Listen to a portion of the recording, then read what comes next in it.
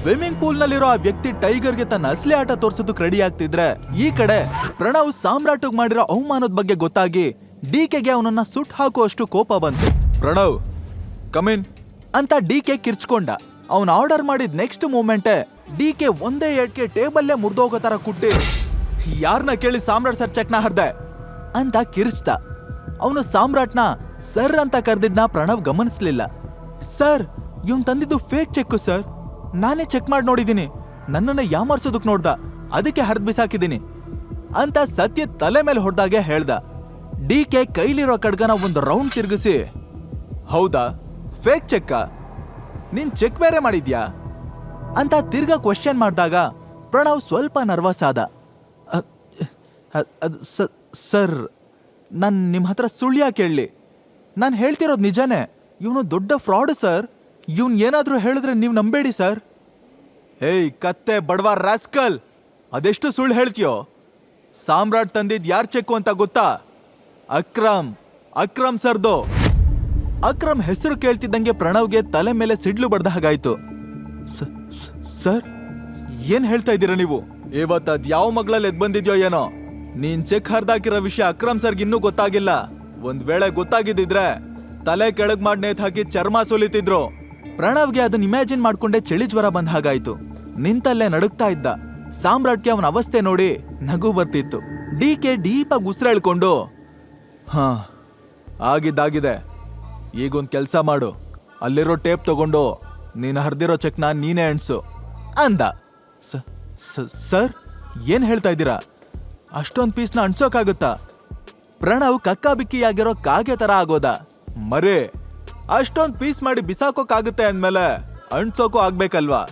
ಇನ್ನೊಂದ್ hour time ಕೊಡ್ತೇನೆ, ಈ ಕೆಲ್ಸ ಮುಗಿಸಿ ನಿನ್ ಗಂಟು ಮುಟ್ಟೆ ಕೊಟ್ಕೊಂಡು ಹೋಗ್ತಾ ಇರೋ, ಯು ಆರ್ ಫೈರ್ಡ್. ಅಯ್ಯಯ್ಯೋ, ದಯವಿಟ್ಟು ಹಾಗೆ ಮಾಡ್ಬೇಡಿ ಸರ್ ಅಂದು ಬೇಗ ಚೆಕ್ ಪೀಸ್ಗಳನ್ನ ಕೈಗೆ ಎತ್ಕೊಂಡ. ನಿನ್ ಕೆಲ್ಸ ಮುಗೀತು, ಆಚೆ ಹೋಗು ಅನ್ನೋ ತರ ಸನ್ನೆ ಮಾಡ್ದ. ಪ್ರಣವ್ ಗುಳ್ಳೆ ನರಿ ತರ ಸಾಮ್ರಾಟ್ನೇ ನೋಡ್ತಾ ಜಾಗ ಖಾಲಿ ಮಾಡ್ದ. ಅಂದ ಹಾಗೆ ಡಿಕೆ, ಟೈಗರ್ ವಾಪಸ್ ಬಂದಿರೋ ವಿಚಾರ ಮಾಂಟಿ ಬರೋವರೆಗೂ ಯಾರಿಗೂ ಗೊತ್ತಾಗೋದ್ ಬೇಡ. ಅಪ್ಪಿ ತಪ್ಪಿನೋ ಈ ವಿಚಾರನ ಯಾರ ಹತ್ರನೂ ಹೇಳ್ಬೇಡ. ಅದ್ ಸರಿ, ಇನ್ನು ನಮ್ ಗ್ರೂಪಲ್ಲಿ ಯಾರ್ಯಾರಿದ್ದಾರೆ ಅಂತ ಕೇಳ್ದ. ಡಿಕೆ ಮುಂದೆ ಬಂದು, ನಾನು, ಅಕ್ರಮ್, ಬಾಲ್ರಾಜ್, ಮಾಂಟಿ, ಪಾರ್ಕರ್, ಇಕ್ಬಾಲ್ ಮತ್ತೆ ನಯನ. ವಾಟ್? ನಯನ ಅಂದ್ರೆ ನಮ್ ಗ್ರೂಪಲ್ಲಿ ಹುಡುಗಿನೂ ಇದ್ದಾಳ? ಹಾ ಹೌದು, ಅವಳಿಗಿಂತ ಮೊದಲು ಅವಳ ತಾಯಿ ಪೊಸಿಷನ್ ಅಲ್ಲಿ ಇದ್ಲು. ಅವಳು 1 ವರ್ಷದ ಹಿಂದೆ ತೀರೋದ್ಲು. ಈಗ ಅವಳ ಜಾಗಕ್ಕೆ ನಯನ ಬಂದಿದ್ದಾಳೆ. ಬಾಲ್ರಾಜ್ ನಗ್ತಾ, ಟೈಗರ್, ಅವಳನ್ನ ಹುಡುಗಿ ಅಂತ ಅಂಡರ್ ಎಸ್ಟಿಮೇಟ್ ಮಾಡೋ ಹಾಗಿಲ್ಲ. ಅವಳು ಒಂಥರ ಬೆಂಕಿ ಇದ್ದಂಗೆ, ತುಂಬಾ ಸ್ಟ್ರಾಂಗ್. ನಿನ್ನ ಲೈಫಲ್ಲಿ ನೀನು ಅಷ್ಟು ಟಫ್ ಹುಡುಗಿನ ನೋಡಿರೋದಕ್ಕೆ ಸಾಧ್ಯನೇ ಇಲ್ಲ. ಲುಕ್ಸ್, ಇಂಟೆಲಿಜೆನ್ಸ್ ಆ್ಯಂಡ್ ಆಟಿಟ್ಯೂಡ್ ಮೂರಲ್ಲೂ ಅವಳು ಟಾಪಲ್ಲಿದ್ದಾಳೆ ಅಂದ. ಡಿಕೆನು ಮಾತು ಸೇರಿಸಿ, ಅವಳು ವಯಸ್ಸಲ್ಲಿ ಚಿಕ್ಕೋಳಿರ್ಬೋದು, ಆದ್ರೆ ಪವರ್ ಅಲ್ಲಿ ನಮ್ಮನ್ನು ಮೀರಿಸ್ತಾಳೆ. ಯಾವ ಕೆಲ್ಸ ಕೊಟ್ರು ಟೈಮಿಗೆ ಸರಿಯಾಗಿ ಅಚ್ಚುಕಟ್ಟಾಗಿ ಮುಗಿಸ್ತಾಳೆ. ಯಾರನ್ನು ಅಷ್ಟು ಈಸಿಯಾಗಿ ನಂಬೋದು ಇಲ್ಲ, ಹತ್ರಕ್ಕೂ ಬಿಟ್ಕೊಳ್ಳಲ್ಲ.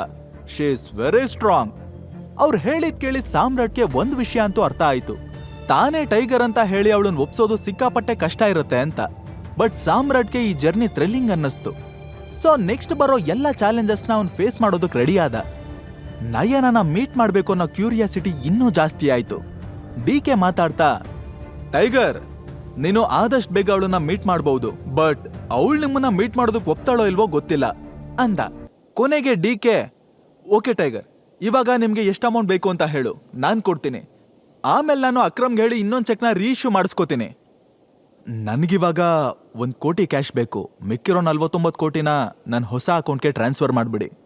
ಡಿಕೆ ಸರಿ ಅಂತ ದುಡ್ಡು ತರೋದಕ್ಕೆ ಹೋದ. ಆಗ ಟೈಗರ್ ಬಾಲ್ರಾಜ್ ಹತ್ರ ಕ್ಯೂರಿಯಸ್ ಆಗಿ, ಆ ನಯನ ಎಲ್ಲಿರ್ತಾಳೆ ಅಂತ ಕೇಳ್ದ. ನನಗೆ ಪ್ರೊಫೆಷನಲ್ ಆಗಿ ಮಾತ್ರ ಅವಳ ಬಗ್ಗೆ ಗೊತ್ತು, ಪರ್ಸನಲ್ ಆಗಿ ಏನೂ ಗೊತ್ತಿಲ್ಲ. ಅಷ್ಟರಲ್ಲಿ ಬಾಲ್ರಾಜ್ಗೆ ಏನೋ ಮೆಸೇಜ್ ಬಂತು.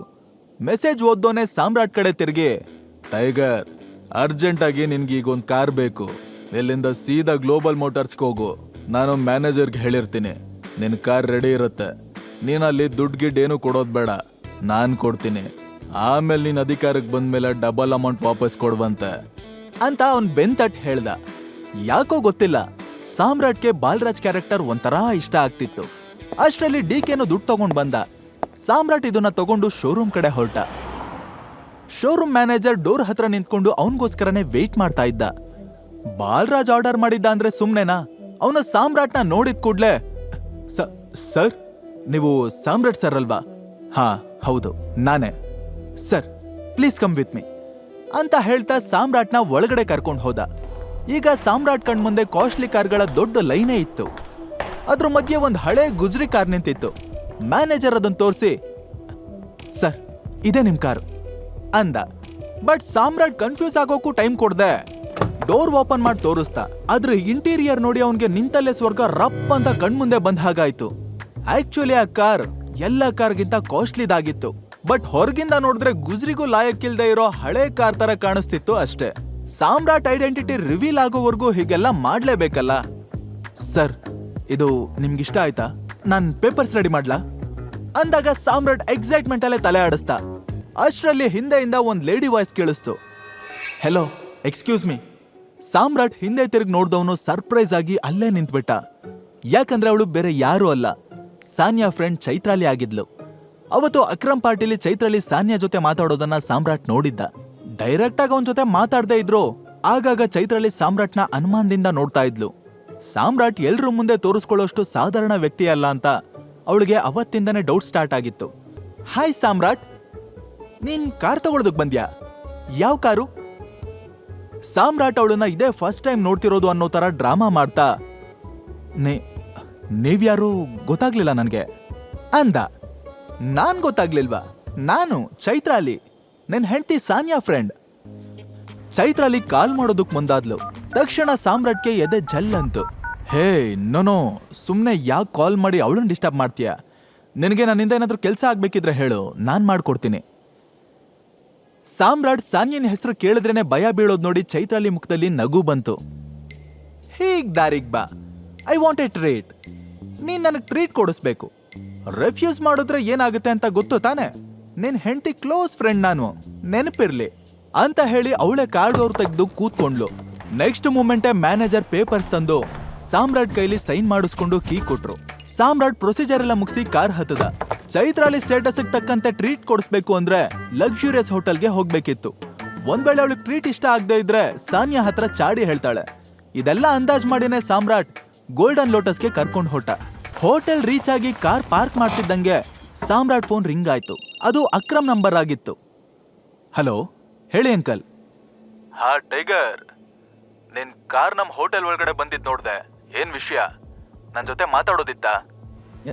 ಇಲ್ಲ ಅಂಕಲ್, ನನ್ ಫ್ರೆಂಡ್ ಜೊತೆ ಲಂಚಕ್ ಬಂದಿದ್ದೀನಿ. ಸರಿ, ಹಾಗಾದ್ರೆ ನನ್ VIP ಕಾರ್ಡ್ ಕೊಡ್ತೀನಿ. ಮೇಲ್ಗಡೆ ಆಫೀಸಿಗೆ ಬರೋದಕ್ಕಾಗತ್ತಾ? ನಾನ್ ಬಂದ್ರೆ ಸುಮ್ನೆ ನಿನ್ ಮೇಲೆ ಎಲ್ರೂ ಅಟೆನ್ಷನ್ ಹೋಗುತ್ತೆ. ಹಾ ಅಂಕಲ್, ಬರ್ತೀನಿ. ಸಾಮ್ರಾಟ್ ಕಾಲ್ ಕಟ್ ಮಾಡಿ ಚೈತ್ರಾಲಿ ಜೊತೆ ಒಳಗ್ ಬಂದ. ಒಂದ್ 5 ನಿಮಿಷ ಇಲ್ಲೇ ಕೂತಿರೋ, ಬರ್ತೀನಿ ಅಂತ ಹೇಳಿ ಚೈತ್ರಾಲಿ ಮಾತಾಡೋದಕ್ಕೂ ಮುಂಚೆನೆ ಸಾಮ್ರಾಟ್ ಫಸ್ಟ್ ಫ್ಲೋರ್ ಕಡೆ ಹೊರಟ. ಚೈತ್ರಾಲಿ ಅವನನ್ನ ಡೀಪ್ ಆಗಿ ಅಬ್ಸರ್ವ್ ಮಾಡ್ತಾನೆ. ಇದು ಅಕ್ರಮ್ ಹೋಟೆಲ್ ಅಲ್ವಾ? ಫಸ್ಟ್ ಫ್ಲೋರ್ ನಲ್ಲಿ ಅವ್ರ ಆಫೀಸ್ ಇರೋದು. ಬಟ್ ಸಾಮ್ರಾಟ್ ಯಾಕೆ ಆ ಕಡೆ ಹೋಗ್ತಾ ಇದ್ದಾನೆ? ಆಗ್ಲೇ ಅವನ್ಗೆ ಫೋನ್ ಮಾಡಿದ್ಯಾರು? ನಿಜವಾಗ್ಲೂ ಆ ಕಾರ್ ಅವನ್ ಬಾಸ್ತೇನಾ? ಯಾಕೋ ಎಲ್ಲ ಡೌಟ್ ಹೊಡಿತಿದ್ಯಲ್ಲ. ನಾನ್ ಫಸ್ಟ್ ಫ್ಲೋರಿಗೆ ಹೋದ್ರೆ ಏನಾದ್ರೂ ಕ್ಲಾರಿಟಿ ಸಿಗ್ಬಹುದಾ ಅಂತ ಯೋಚಿಸೋದಕ್ ಶುರು ಮಾಡಿದ್ಲು. ಹಾಗಿದ್ರೆ ಚೈತ್ರಾಲಿನೂ ಅಕ್ರಮ್ ಆಫೀಸ್ ರೂಮ್ಗೆ ಹೋಗ್ಬಿಡ್ತಾಳ. ಸಾಮ್ರಾಟ್ ರಿಯಲ್ ಐಡೆಂಟಿಟಿನ ಕಂಡು ಹಿಡಿತಾಳ. ಅಷ್ಟಕ್ಕೂ ಚೈತ್ರಾಲಿ ಇಂಟೆನ್ಷನ್ ಏನು? ಸಾಮ್ರಾಟ್ ಹಿಂದೆ ಯಾಕೆ ಸುತ್ತಿದ್ದಾಳೆ? ಸಾಮ್ರಾಟ್ ಭೂಗತ ಲೋಕದ ದೊರೆಯಾಗೋದ್ ಯಾವಾಗ? ಇದನ್ನೆಲ್ಲ ತಿಳ್ಕೊಳ್ಳೋದಕ್ಕೆ ತಪ್ಪದೆ ಕೇಳಿ Tiger Returns, only on Pocket FM. ಈಗ ನೀವು ಪಾಕೆಟ್ FM ನಲ್ಲಿರೋ ಎಲ್ಲಾ ಶೋಗಳನ್ನ ಈಸಿಯಾಗಿ ಕೇಳಬಹುದು. ಈಗಲೇ ಡೌನ್ಲೋಡ್ ಮಾಡಿ ಪಾಕೆಟ್ FM ಮತ್ತು ಕೇಳಿ ದೇಶ ವಿದೇಶದಲ್ಲಿ ಫೇಮಸ್ ಆಗಿರೋ ಟೈಗರ್ ರಿಟರ್ನ್ಸ್ ಅನ್ನೋ ಮೈ ನವಿರೇಳಿಸೋ ಕಥೆಯನ್ನ.